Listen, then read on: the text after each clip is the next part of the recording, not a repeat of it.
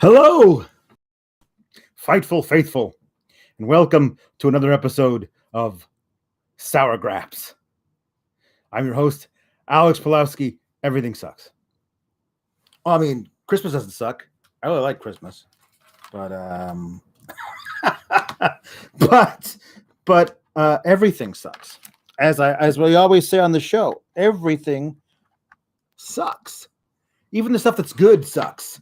There's always something wrong with everything. So Christmas also has its drawbacks. This is an unannounced Christmas special. Merry Christmas. Happy holidays. Season's greetings. And a happy new year. I decided to do this on a whim. So here's the way it's going to go. A lot of people have been asking me to do Sour Graps about things that aren't wrestling. Because, so this is the first of that. I'm going to try this out and see how it goes. It's a new thing. It's a new wrinkle.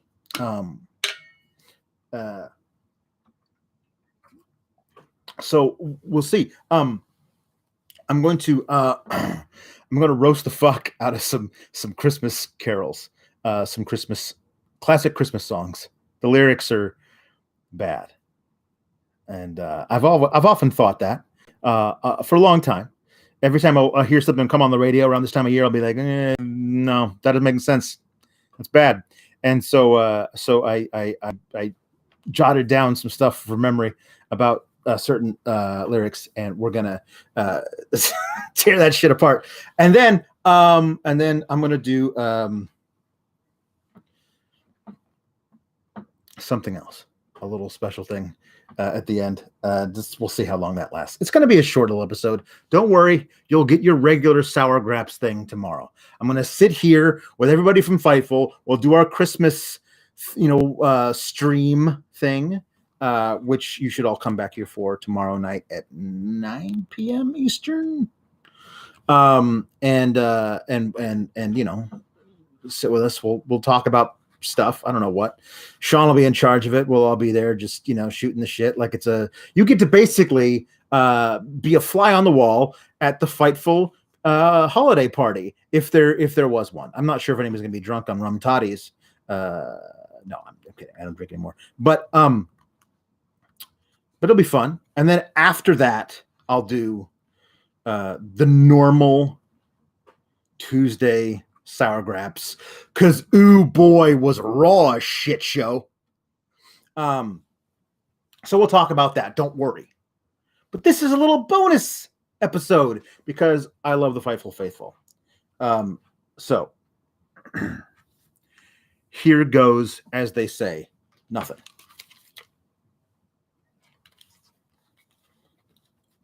Yeah, that'll work. Okay. So the first Christmas song that I wanted to talk about. This is so weird.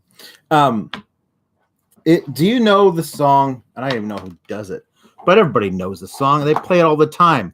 It's the most wonderful time of the year. You know that song. Some of it makes sense, but some of it doesn't. So this is not here. I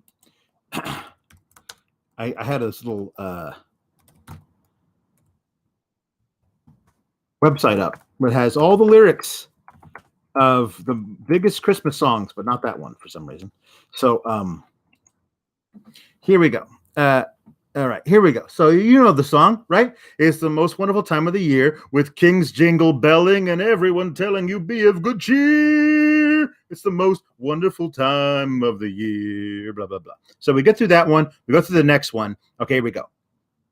Here's the bridge, the one thing in the middle that kind of like ties all the other ones together. Here we go. It says, there'll be parties for hosting, marshmallows for toasting. Okay, now, here's the deal.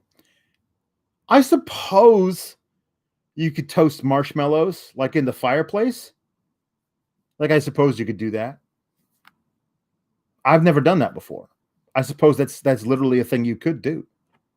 But when I think of toasting marshmallows, I think of a campfire, right? Like you go out on the campfire while you're camping. You bring the marshmallows. You got a stick.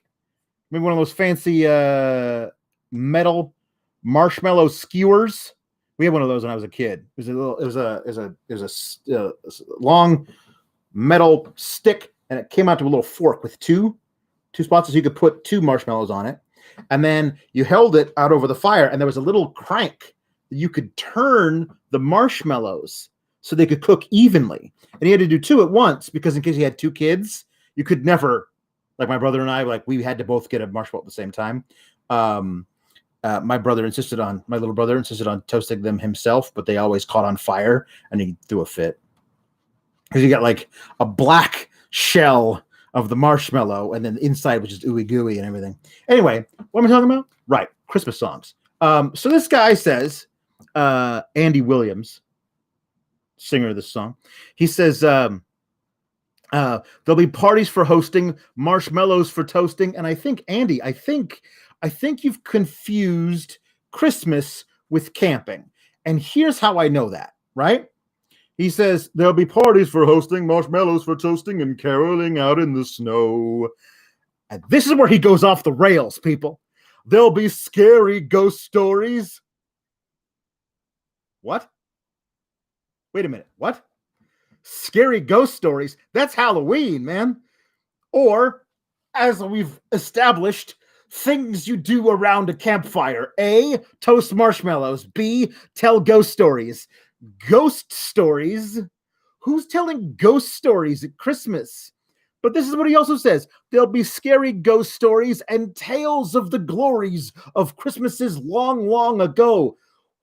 What? Are you talking about the birth of Jesus? That was a long time ago. Is that a glory?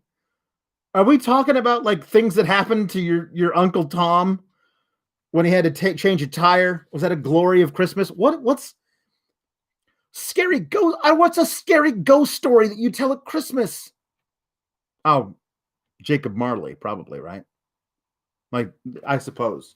Is he saying that A Christmas Carol is a scary ghost story? Because, like, fine, but like I'm pretty sure that's not what if you ask Charles Dickens, hey dude, did you write a scary ghost story, or did you write a parable about classism in 1840s London? I think he'd choose the second one.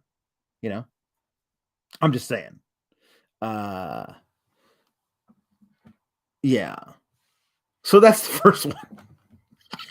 I've always thought, every time that song comes on, who's telling scary ghost stories while munching on toasted marshmallows at Christmas time? Andy, what are you talking about? So that's the first one. Let's see. What's next on the old agenda? Okay. All right. Now, I'm not going to win a lot of fans for this, but the little drummer boy sucks at drumming. I'm just going to say it. It's right out there. I'm not apologizing for it. I was a drummer for many years. Okay. For many, many years. Many years, like 6-7 years, but that qualifies as several years. I went from, as I think I've told this story on the podcast, I started drumming because I wanted to be a rock drummer. And I was. By the end of high school, I was in like 2-3 different cover bands. It was a lot of fun. It was a good time to be in a rock cover band. Like, that was this is dating myself quite a lot, but that was the mid to late 90s. There was a lot of great alternative rock, grunge. Like there's really good stuff that you could cover easily in a high school band. You didn't have to be really good at it. You didn't have to. Nobody had to be a world beater at guitar to cover some Stone Temple Pilots. All right, so like that was a lot of fun. So I know from what I speak. The little drummer boy sucked. He was a bad drummer, and Jesus deserved better. I'm going to say it again. Baby Jesus deserved better. The little drummer boy, he says, come, they told me, pa-rum-pa-pum-pum. And there you go, right there. Pa-rum-pa-pum-pum. Like seriously, that's some beginner level shit. That's the beginner level shit. Pa-rum, pa-pum-pum. That is embarrassing. Pa-rum, pa-pum-pum. Okay? You know when I learned how to do that? My first fucking day on the job as a drummer. 6th goddamn grade. Really easy. Really. I haven't played drums in probably 15 years. It's like riding a bike, man. You never forget how. You know when I learned? Fucking 6th grade. Pa-rum, pa-pum-pum. And maybe you're thinking, oh, well, maybe it's the little drummer boy. Like, he wasn't, like, you know, topping out. Like, he wasn't doing the best he possibly could. He was doing a little beginner level thing. He didn't want to, like, blow out the kid's eardrums, right? It's a baby. He's playing for a baby. He doesn't want to, like, hurt the kid's ears, right? So he's going easy on him. No, it says in the fucking lyrics, I played my best for him. Pa-rum-pum-pum-pum, rum-pum-pum-pum, rum-pum-pum-pum. If that's your best, little drummer boy, you suck. I'm saying, like, he's a little drummer boy. He's allowed to be bad at drumming. You know what I mean? But what I'm saying is, if he's bad at drumming, maybe he's not the best guy to bring before the king. You know what I mean? That's what they say. I'm going to play before a king. I mean, yes, he's, you know, the kingdom of God and whatnot. But you know what I mean? Like, you couldn't have, I don't know, found the 2,000 years ago version of Lars Ulrich or something. Like, well, who are you? You could find a better drummer. I'm just saying, I think Baby Jesus deserve better. I know I'm not going to win any fans for that, but I'm going to say it because nobody else will. I hope you all are having as much fun as I am, because this is a blast. Okay. All right. Okay. Another one from the same milieu, the same group, the same genre of Christmas songs. Do you hear what I hear? Right? People know that one, right? That's the old that's a biblical one, right? That starts out with said the night wind to the little lamb, and right away you know we're in a fantasy, right? It's a fantasy world. The night wind ain't talking to anybody. It's not an angel, right? The way it usually says is the angel comes down from on high and tells the shepherds about baby Jesus, right? That's the way the thing comes. This one's taken this. I don't know who wrote this shit. Some priest probably. I mean, but he is some guy, and some fucking guy, and he's taken liberties with the story, right?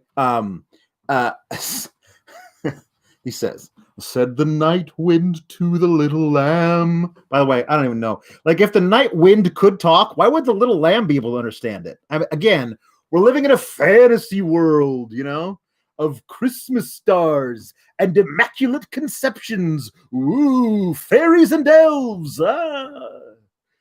This woman got pregnant by the Spirit of God. Whoa. Anyway, so he says the night went to little lamb. Do you see what I see?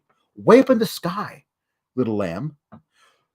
Do you see what I see? A star dancing in the night with a tail as big as a kite. Listen, it's a star, man.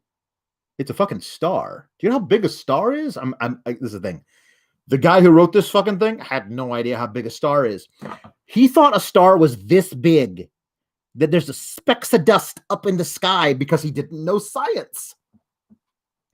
But a star better have a tail as big as a kite.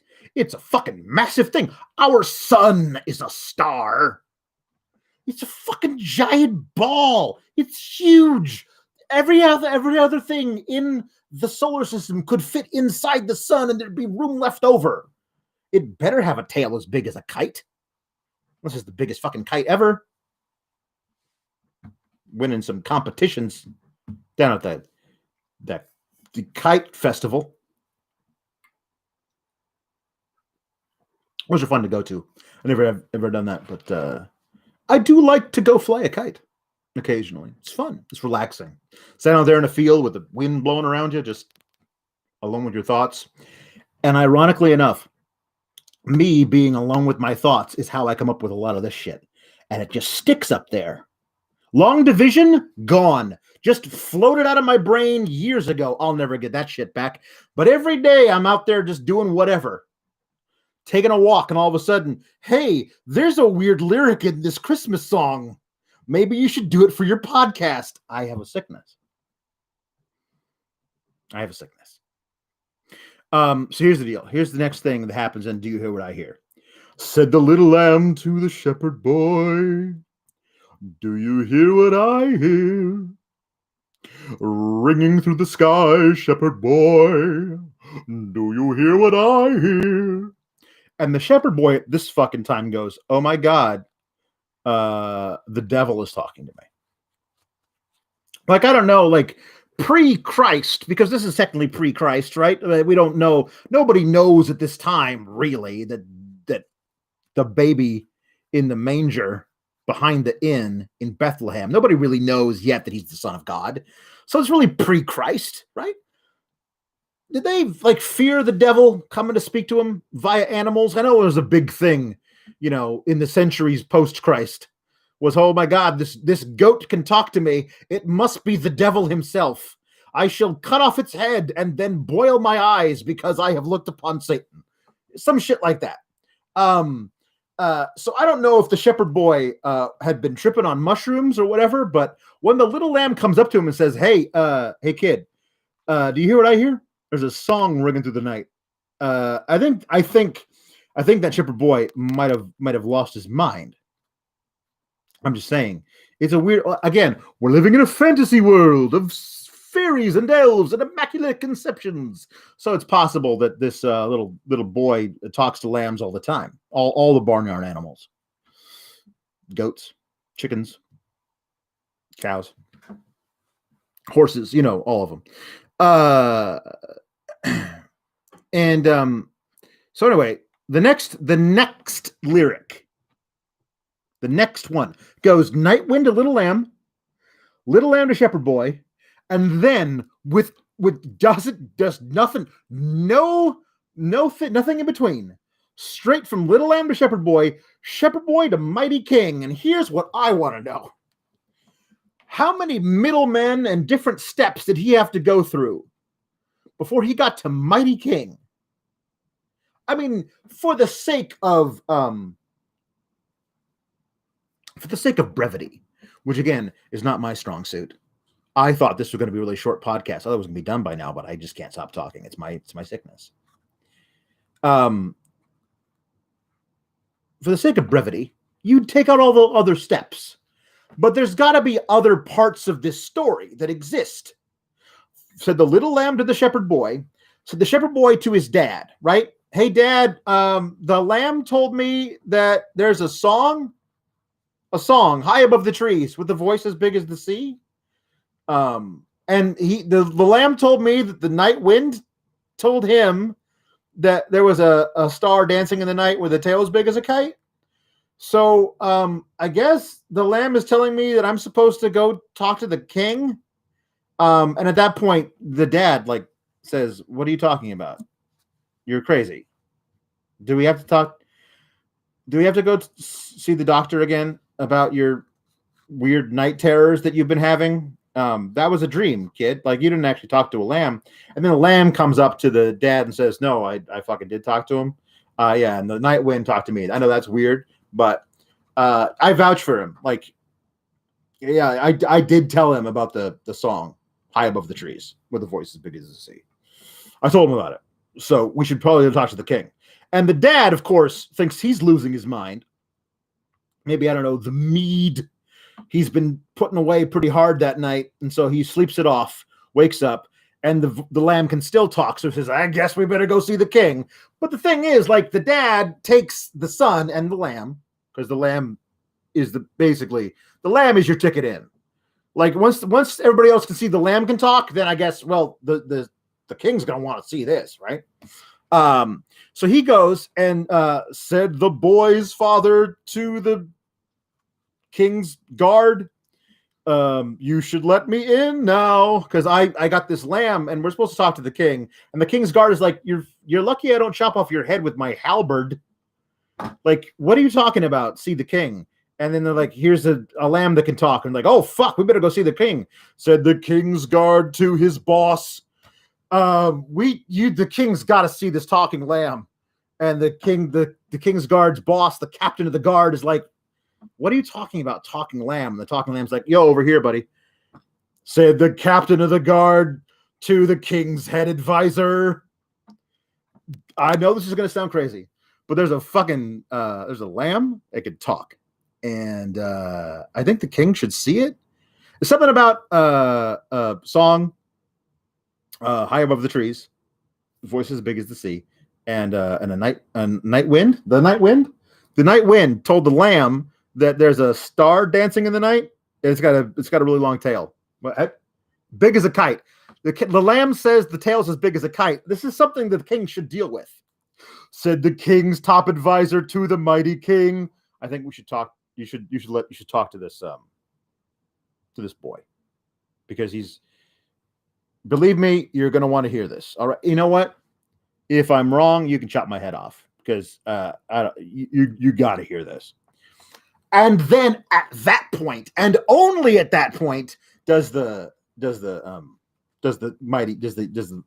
shepherd boy talk to the mighty king. So it goes, little lamb to the shepherd boy to his dad, dad to the king's guard to the captain of the guard to the advisor to the king, and then the advisor says, come on in, shepherd boy. Said the shepherd boy to the mighty king, do you know what I know? And the king goes, okay, listen, I don't fucking care what you know. Where's the goddamn lamb that can talk? Because that's the money right here. I gotta see that shit. Don't rustle me in here with all your words or whatever. I want to get the payoff now. I'm the mighty king. I will use my might. I will smote you. And then the king, I mean, listen, the kid says, do you know what I know? A child shivers in the cold. Let us bring him silver and gold. And I mean, he's a shepherd boy, right? So I don't expect him to know how, like, fabrics work and the fact that metal doesn't conduct heat unless you know what I mean? Like, the child is shivering in the cold. Let's bring him some coins. That'll help. I suppose Joseph and Mary could use those coins to buy him a blanket. I suppose that's possible, but that seems like a middleman. Just bring him blankets. Do you not have blankets? You're the king. Bring the blankets. Don't bring. This is it. I mean, this is the thing. Like, you know, don't just like help me. Help me. Don't help me help myself. Help me. I am cold. I need a blanket. Don't give me a check and then say, go buy a blanket. Do you have a blanket? Good. I am cold. Give me the blanket. Just giving me the money to go out and buy the blanket adds an extra step before I am warm. I'm still cold while I'm going out to buy the blanket. Bureaucracy. It's just crazy. Red tape everywhere. Anyway, then the king talks to people everywhere, and the thing of it is, when the shepherd boy talks to mighty king, and the mighty king talks to people everywhere, the mighty king doesn't mention the talking lamb, which I feel like is the main selling point here. Like, the talking lamb is what you got. You know what I mean? The king to the people everywhere, listen to what I say. I mean, I'm the king. You got to listen to what I'm saying, right? Pray for peace, people everywhere. You're the fucking king, dude. Like, sign a treaty. You want peace? Sign a fucking treaty. Like, don't go to war anymore, stupid king. The child, sleeping in the night, he will bring us goodness and light. And listen, I mean, you're the fucking king, right? You're taxing these people to death because all these medieval kings always are taxing people. Stop taxing them so much. Sign the treaty for peace with your neighboring nations, and stop taxing the people. And all of a sudden, you got goodness and light. You don't need a baby in a manger to give you goodness and light. You got all the other stuff. You're the king. Deal with it yourself. So that was, do you hear what I hear?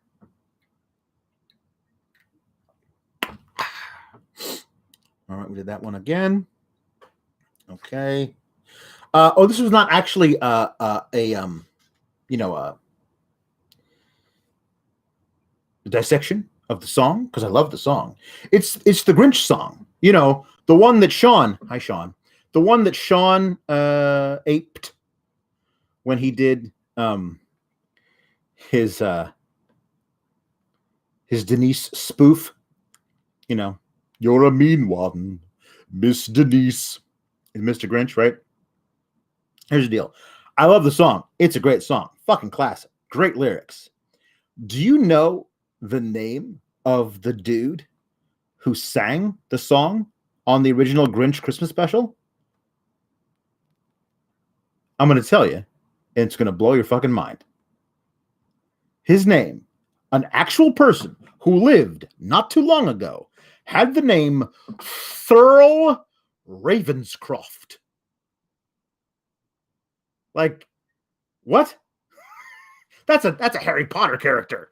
His name was Thurl Ravenscroft, and he sang like this. That's perfect. I mean, it doesn't make any fucking sense, because as I said, it's a fucking Harry Potter character, but Thurl Ravenscroft. You can use that with your family when they're sitting around watching the Grinch before Christmas. You say, hey, Mom, Dad, kids, do you know who sings this song? Thurl Ravenscroft.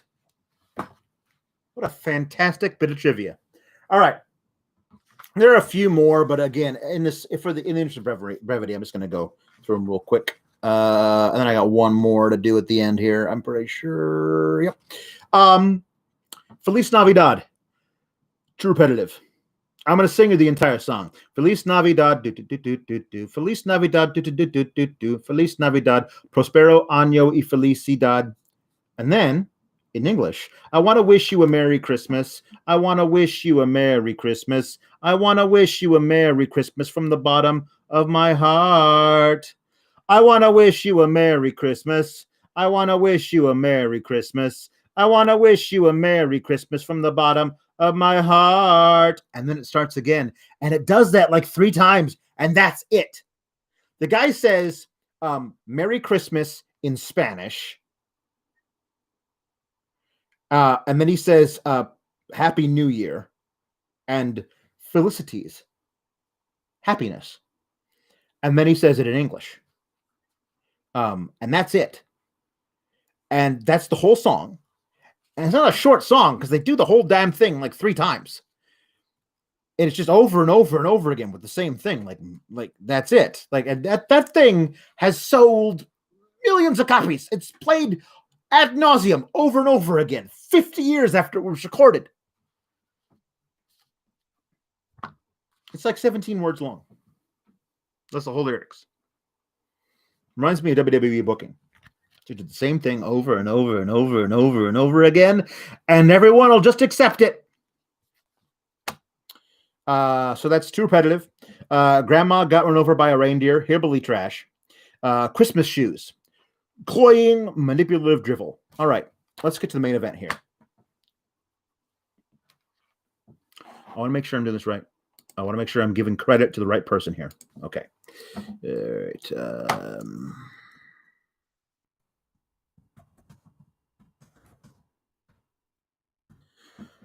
Okay, I'm wrong. I apologize. Frank, I apologize. I, in my entire life, thought this was a Frank Sinatra song.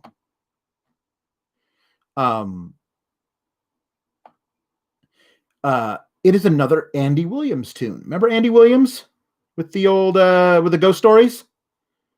This guy, he's, I don't know. Yeah, I don't know. This guy. Okay. This is the song. It's nobody knows the fucking name of this song because I had to Google it like 3 or 4 times before I figured it out. Everyone says is it Happy Holiday, The Holiday Season, or Coming Down the Chimney Down. All right. I forgot to do one. I'm gonna do this. Just a second. Here Comes Santa Claus. Here Comes Santa Claus. Right down Santa Claus Lane. Which like that's too easy. All the stuff. It's all fine. It's all just the normal Santa Claus stuff. And it gets to the thing. It gets to the end. And like, listen, I grew up in a pretty secular family. Like, we didn't go to church. I learned about the Bible stuff by like getting to an age where I was like, and a lot of people that I go to school with all go to church. I guess I should know what's going on. So I was like, I'm going to read some stuff about this. And I didn't read the whole Bible because yeesh, but like I read enough to like figure it out. And I knew the gist of all the stories or whatever, but I did this because I was curious, not because somebody forced me in any kind of religion. So I grew up kind of secular, but it was weird. But like at like 6 years old, there's a point of Here Comes Santa Claus, right down Santa Claus Lane, where I believe it's Gene Autry says, Santa Claus knows that we're God's children and that makes everything right. I'm like, okay, wait. You can be non-religious and celebrate Christmas.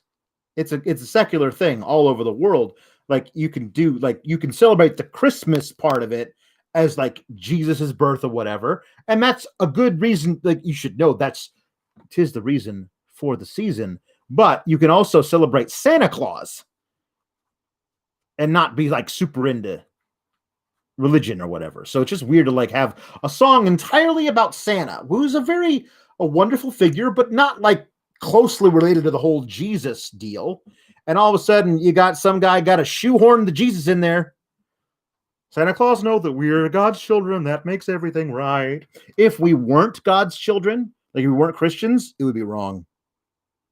Santa should not come and see us this is a weird thing. Anyway, that aside, back to Andy Williams and Happy Holidays. Happy Holiday, the holiday season, and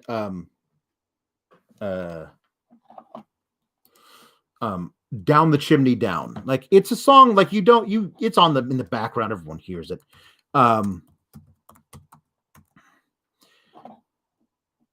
Yeah, okay, here we go. Oh, that's not right.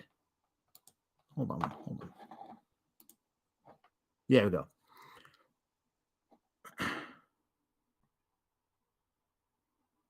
It's the holiday season. So whoop-de-doo. Right there. You're a bad messenger, friend. Like, it's the holiday season. It's the holiday season, Andy. Andy, it's the holiday season. The best you can do is a whoop-de-doo. A whoop-de-doo. Because everyone knows that's a sarcastic thing. Nobody says whoop-de-doo when they're really happy about something. They say it to like denote sarcasm towards happiness. Hey, kids, are you excited to go see your great Aunt Mildred this year? Whoop-de-doo, Dad. Nobody says whoop-de-doo. So when you start, it's the holiday season.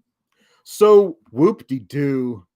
So basically what you're saying, Andy, is it's the holiday season. So whatever. I don't fucking care. And that's not great. All right. But it's not even as bad as the next lyric. It's the holiday season. So whoop-de-doo, a dickory-dock. Wait a minute. Hold on. Hold the phone.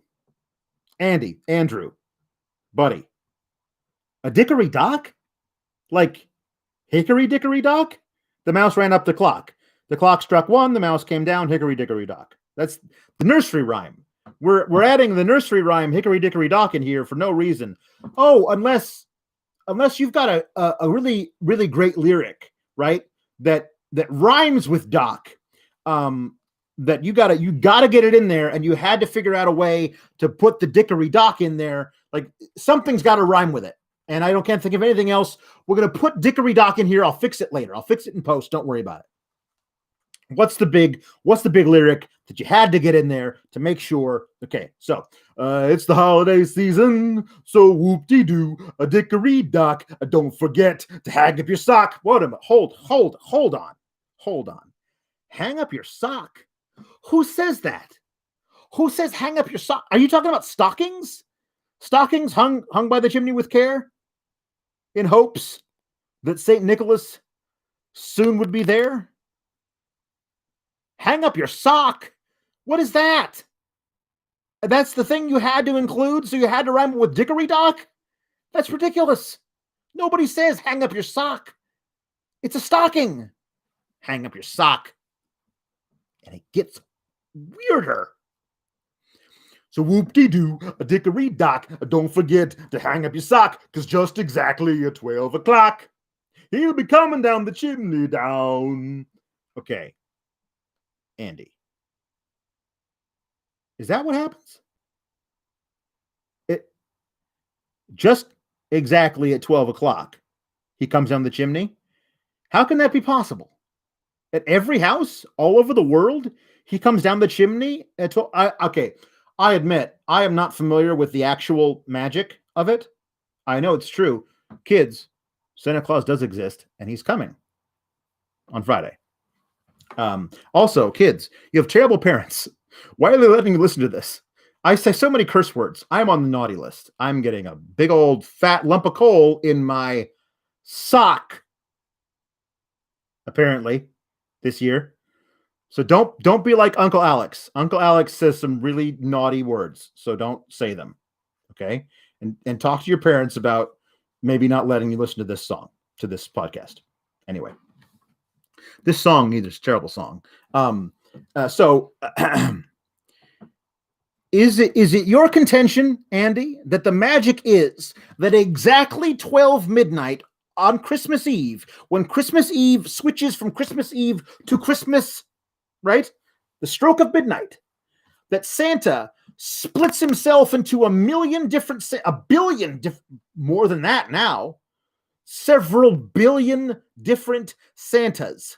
He clones himself several billion times with the snap of his fingers, and all the different clone Santas go down chimneys all at the same time all over the world. That seems impractical.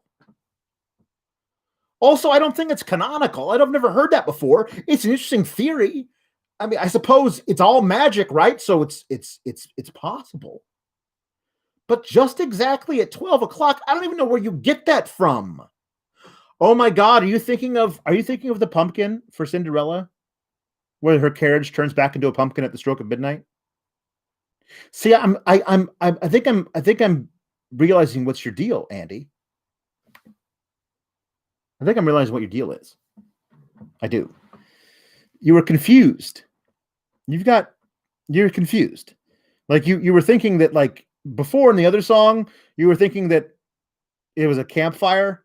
The Christmas is going camping. The most marshmallows and the ghost stories. But now you got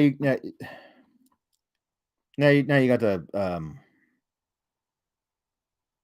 12 o'clock thing. That's a Cinderella's bippity boppity boo. Bippity boppity boo. This man, Andy. It's not. I don't think the 12 o'clock thing is going to hold water. I'm pretty sure. Like, I've heard a lot of different stories of Santa, and none of them have been that. Here you go. Here's the next one, the one that really chaps my hide.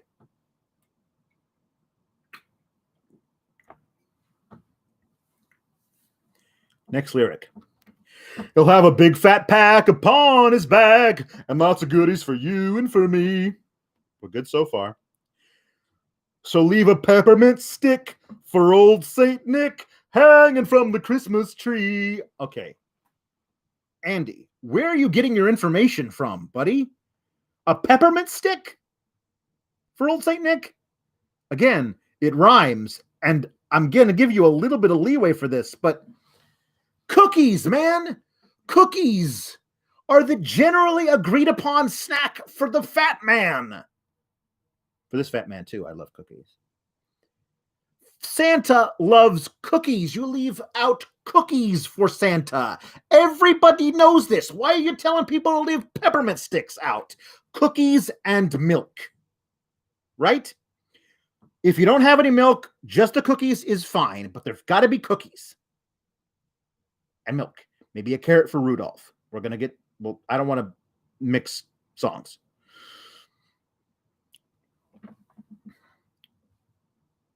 Cookies and milk. You would need the milk to wash down the cookies. Just like I need some water to wash down this shit you're shoveling me.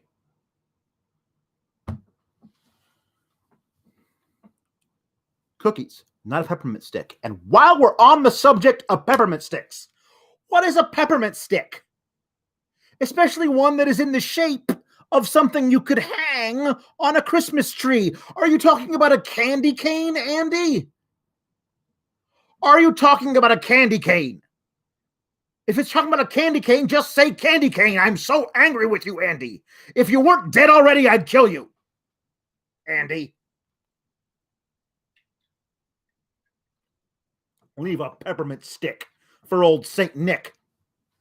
What are you talking about? Jesus. I mean, that's and right then he comes right back to like whoop-de-doop and Dickory Dock. He's all over the place. And I'm done with it. I'm also done with this bit, so I hope you enjoyed it. Okay, here's the deal, and what some of you are probably waiting for. Months ago, I got the idea that I might watch the episodes of the Netflix series The Big Show Show. It was terrible. It was so terrible, I could not continue.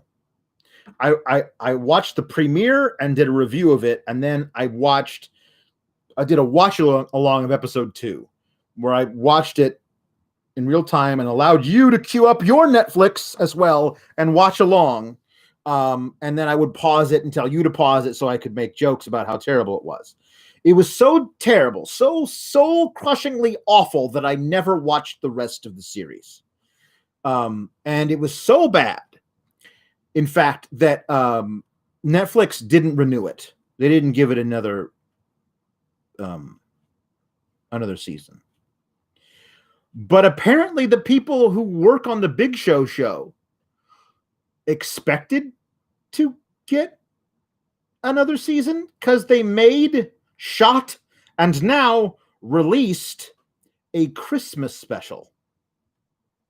I have not seen this. I don't know anything about it. I don't know if there are references within the episode that I won't get because I didn't see all of the first season, the first and only season.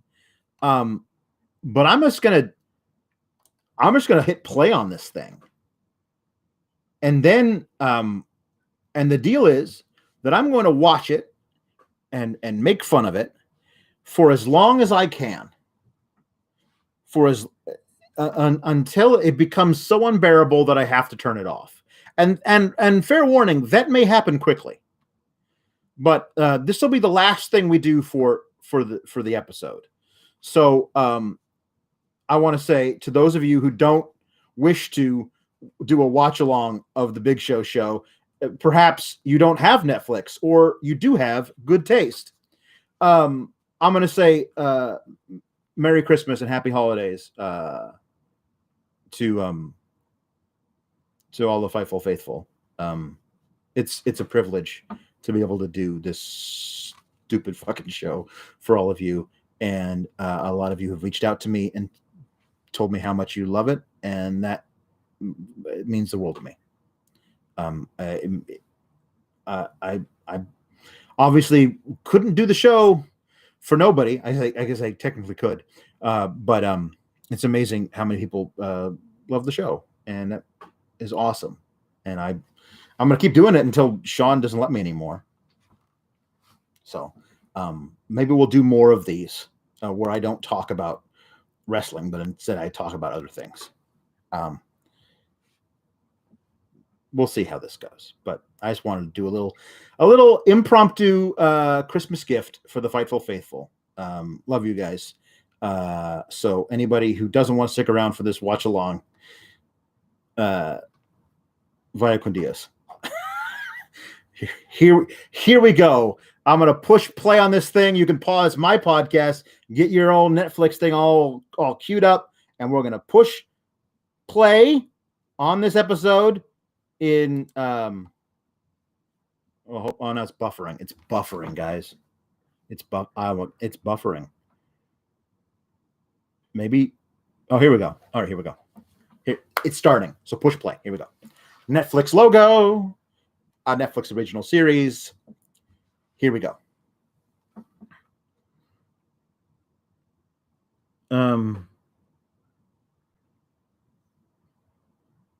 They're decorating the house. Oh God.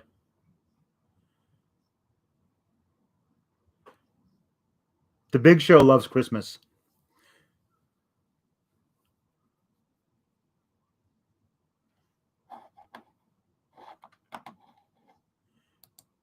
The Big Show says, Christmas is my Christmas. And then the snooty middle child, remember her? If you watched these episodes with me, you remember snooty middle child. She says, Daddy, Christmas is everybody's Christmas. That's why it's called Christmas, which doesn't make any fucking sense. Go on, push and play again.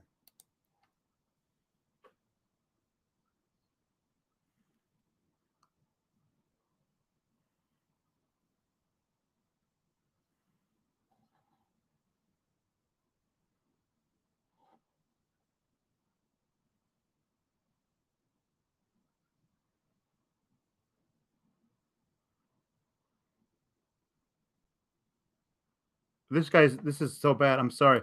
I'm sorry. I can't. I'm going to give it one more terrible joke, and then I am going to shut this off. I apologize. It's 23 minutes, guys. We're already 47 minutes into this, which should be a very short episode.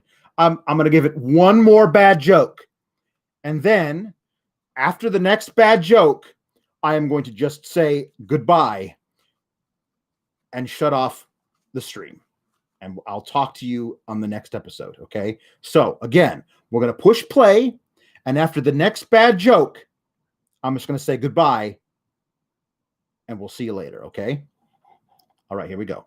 Pushing play. And after the next bad joke, I'm going to say goodbye.